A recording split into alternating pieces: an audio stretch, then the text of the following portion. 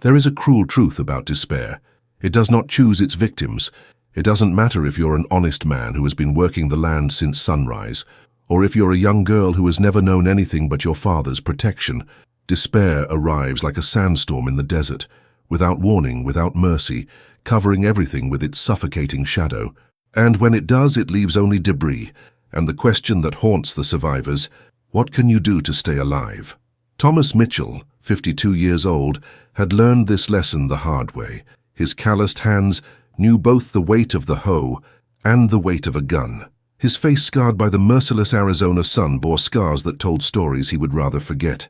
He had built his farm with sweat and blood, turning barren land into something close to what could be called home.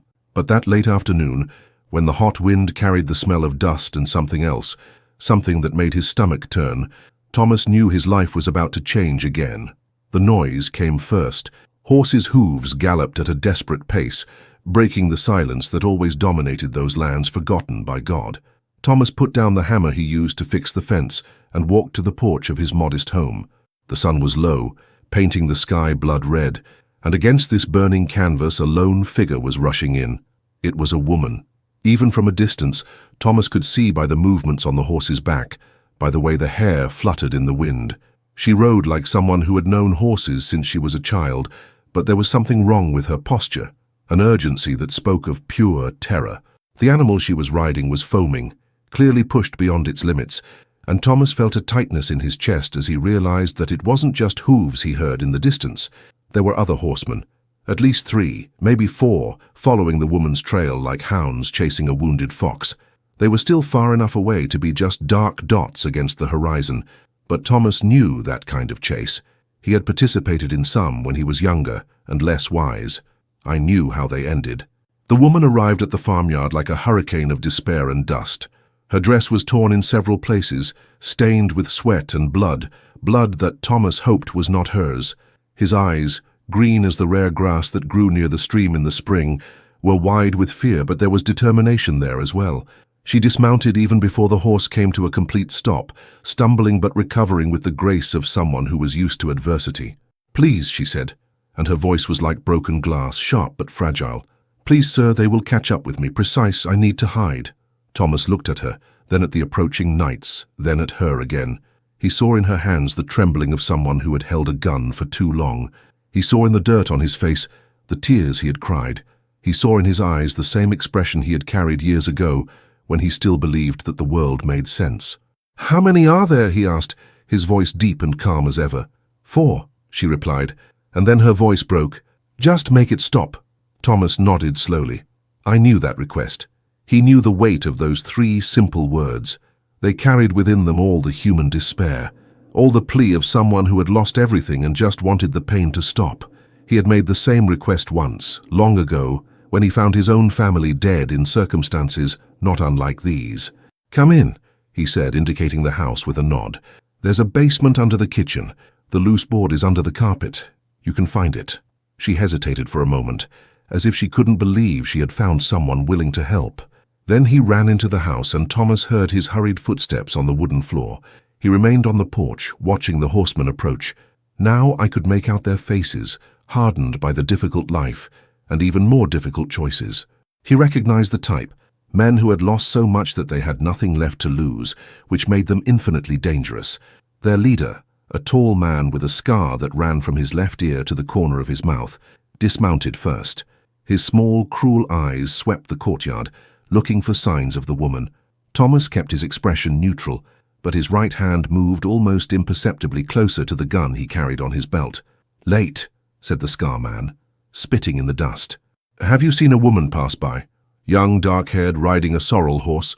Thomas studied it for a long time. He knew that his next answer would define not only the fate of the woman hiding in his house, but also his own. I had learned over the years that some lies are necessary for the truth to survive, and sometimes protecting an innocent person is worth more than life itself. "I didn't see anyone," he finally replied. "Just me and the silence here." The man with the scar smiled, but there was no humor in that expression. It was the smile of a predator who had found exactly what he was looking for. Lying has its own weight. It is carried like a stone in the stomach, heavy and cold, constantly reminding the one who uttered it that not all battles are won with bullets. Some are fought with words, others with silences. And the most dangerous are those where a man looks into the eyes of another and decides in a split second whether a stranger is worth dying for. Thomas kept his gaze steady as the man with the scar walked slowly across the courtyard, his eyes scanning every corner, every shadow that could hide a desperate person. The other three remained mounted, but their hands rested next to the guns, ready for any sudden movement. The hot wind kept blowing, raising small clouds of dust that danced among the men like restless spirits. The leader stood before the porch, his right boot resting on the first worn-out wooden step. Thomas could smell the acrid smell of sweat and gunpowder emanating from the man, mixed with something sweeter and more nauseating, dried blood. There was blood on his clothes, on his nails, on the scar that cut his face like a second cruel smile. Thomas knew that smell. I knew what it meant. The man took off his hat and ran his shirt sleeve over his sweaty forehead, his eyes never failing to scrutinize Thomas. It was an old technique, letting the silence stretch until nervousness forced someone to speak, to reveal more than they intended. But Thomas had learned to live with silence years ago. He and silence were old companions. Finally, the man spoke again, his voice as rough as sandpaper on wood. He said they were looking for a murderer, a woman who had killed 3 good men on a farm near Tombstone. He said that she was dangerous, treacherous, that she had seduced and then massacred innocent men. He said that there was a reward for her, dead or alive, but preferably alive so that she could pay for her crimes. Thomas listened to everything without moving a facial muscle, but inside he felt a cold, constant anger growing. I knew that kind of story.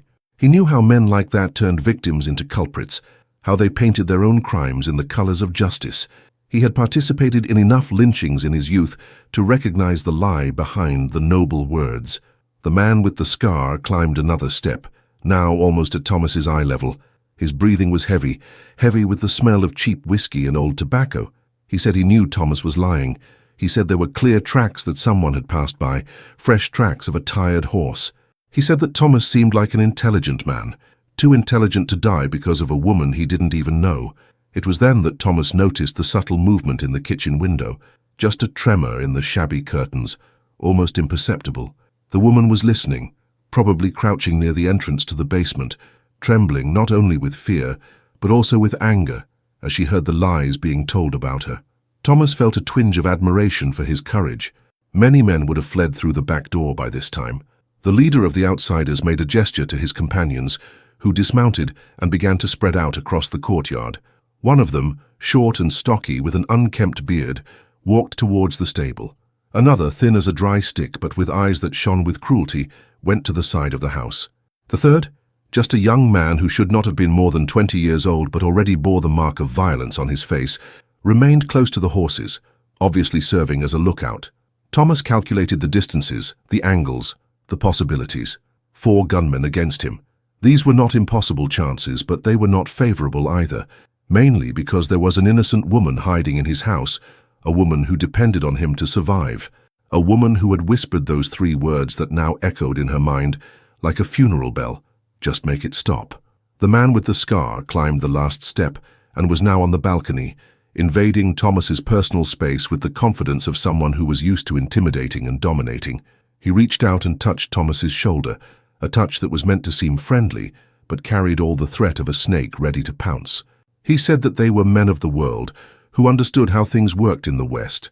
He said that there was no shame in turning in a criminal, especially when it could yield a good amount of money.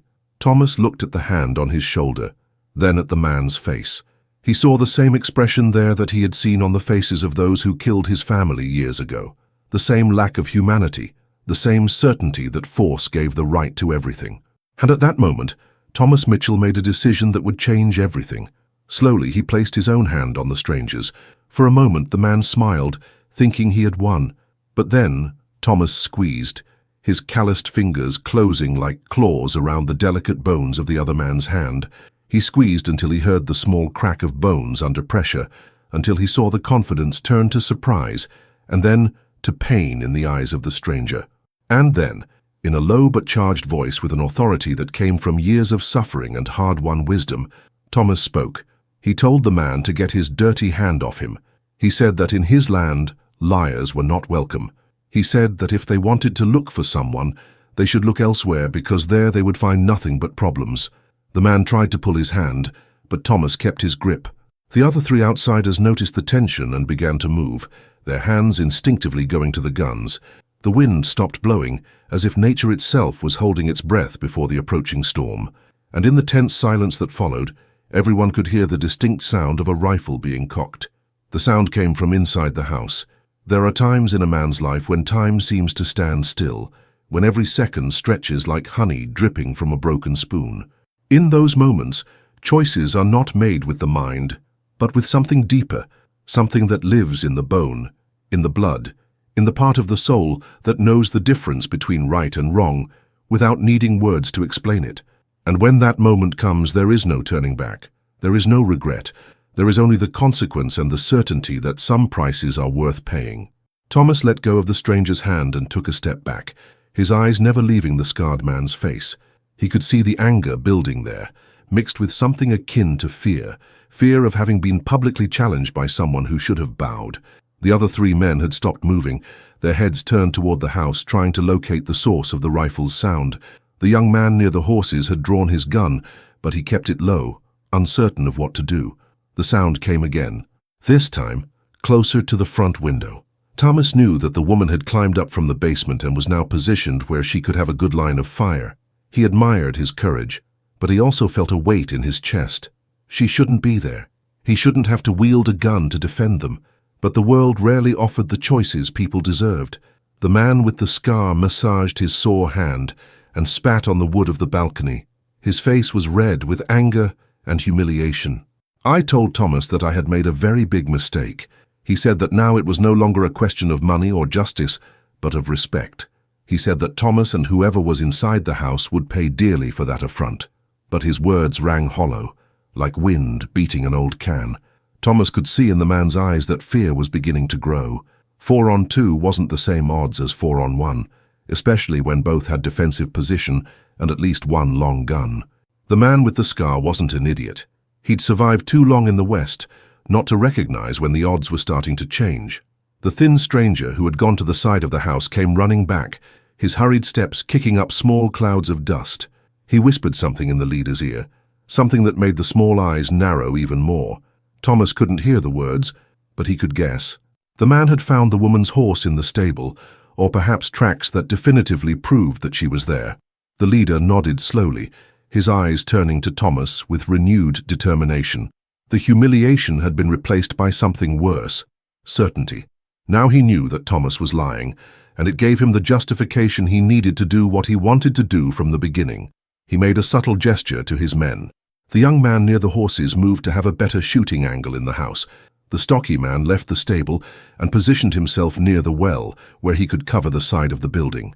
The thin man remained near the balcony, but he had moved far enough away that Thomas couldn't easily reach him. Thomas watched the movements with the calm of someone who had participated in many battles. He recognized the tactic. They were positioning themselves to surround the house, eliminating any possibility of escape. It was a sound strategy, executed by men who clearly had experience in killing. But it was also predictable, and Thomas had learned over the years that predictability could be a weakness. The scarred man took another step towards Thomas, his hand now resting openly on the handle of the gun. He said there was an easy way to solve it. Thomas just needed to hand over the woman, and everyone could go their ways. He said that there was no need for bloodshed, that sensible men could come to an agreement. Thomas knew it was a lie. He could see in man's eyes the hunger for violence, the need to restore his authority through the pain of others.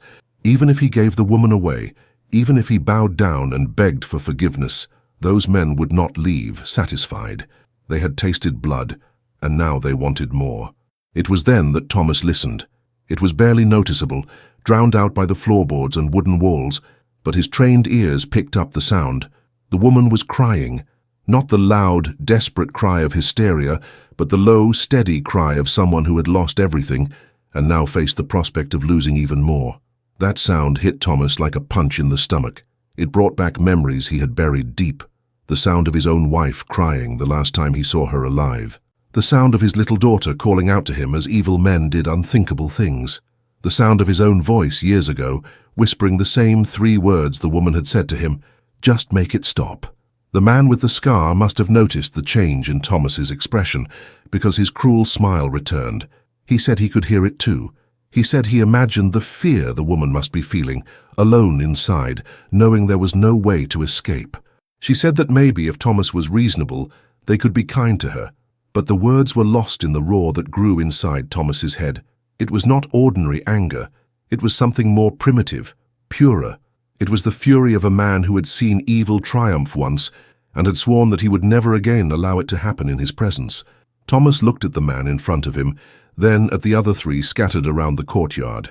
He calculated again the distances, the angles, the possibilities, but this time it wasn't calculating its chances of survival.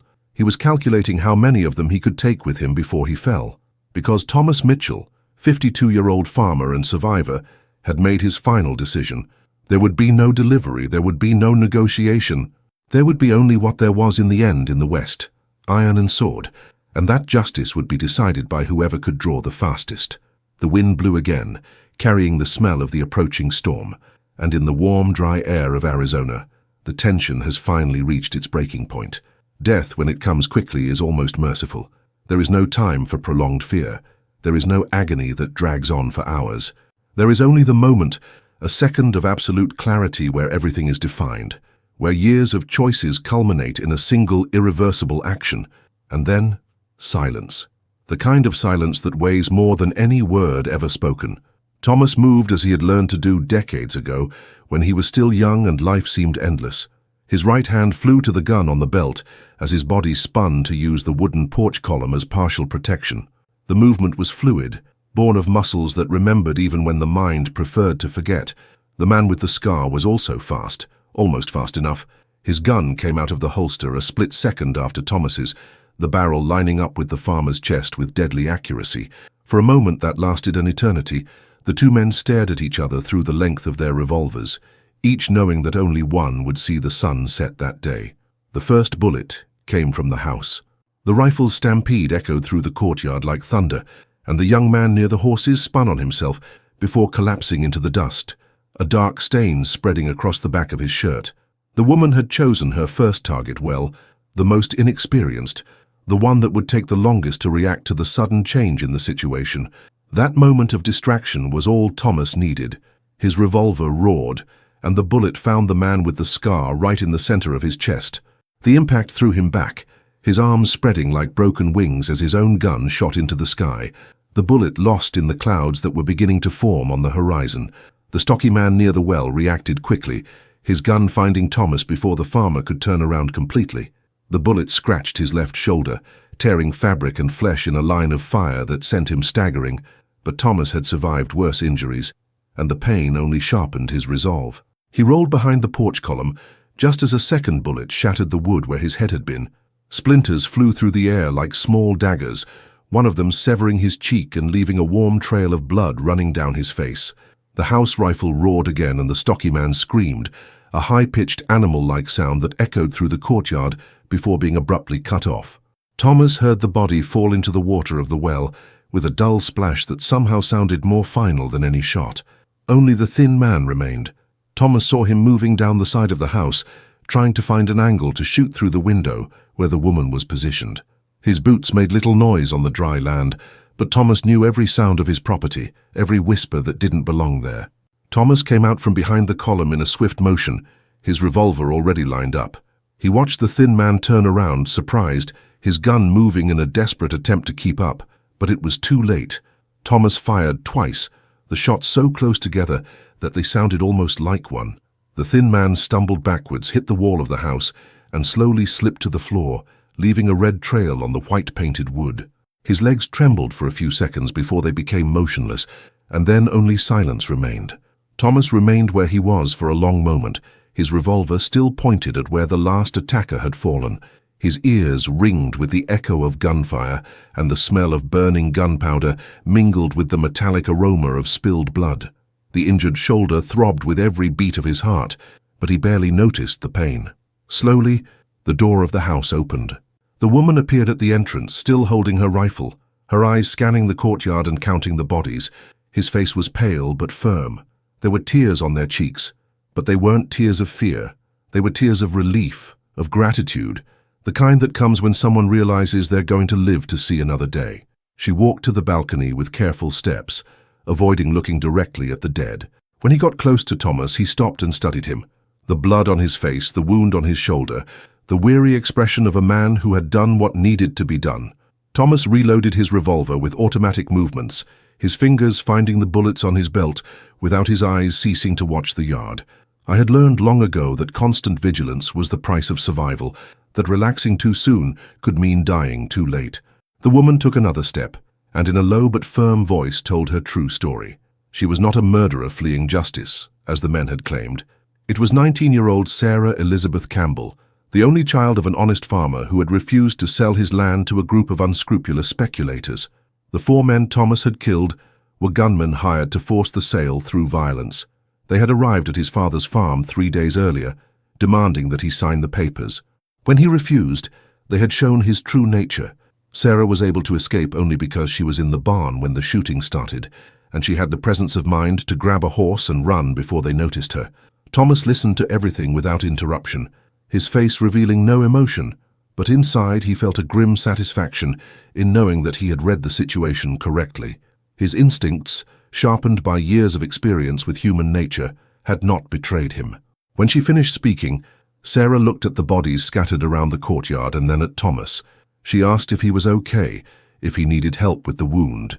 His concern was genuine, born of the gratitude of someone who owed his life to a stranger, willing to risk everything to do what was right. Thomas nodded briefly and put the gun away. The shoulder injury was not serious. He had suffered worse and survived. He looked up at the sky and saw that the clouds were getting darker, promising the rain that the dry land so badly needed.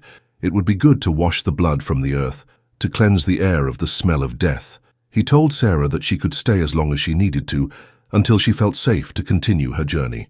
She said there was a town 2 days' ride north where she could meet an honest sheriff and tell her story. He said that he would testify himself about what had happened if necessary. Sarah nodded, but Thomas could see in her eyes that she understood the implied truth, that they would probably never see each other again. The West was big and unforgiving, and people like them rarely had second chances for chance encounters. She would go on her way, he would continue his, and this afternoon of violence would become just another memory in a life already full of them. As the sun began to set, painting the sky blood-red once again, Thomas Mitchell walked to his well to fetch water and begin cleaning his wounds. Tomorrow he would have to dig 4 graves, a heavy job for a wounded man. But that was the reality of the West. You killed when you had to kill and then dealt with the consequences. Sarah stood on the porch, watching the man who had saved her life at the risk of her own. She knew she would forever carry his image, standing against the burning sky, wounded but not broken, a silent guardian in a land that rarely offered protection to the innocent. And in the silence that followed, as the first drops of rain began to fall, they both understood that some stories don't need words to be told. Some stories live on in acts of courage, in the willingness to sacrifice oneself for strangers, in the refusal to allow evil to triumph without a fight. The desert had witnessed once again that even in the most arid and unforgiving places, human goodness can flourish when least expected. And sometimes, just sometimes, that's enough to make all the difference. If you've made it this far, it's because the stories of the Wild West also awaken something in you. Leave your comment.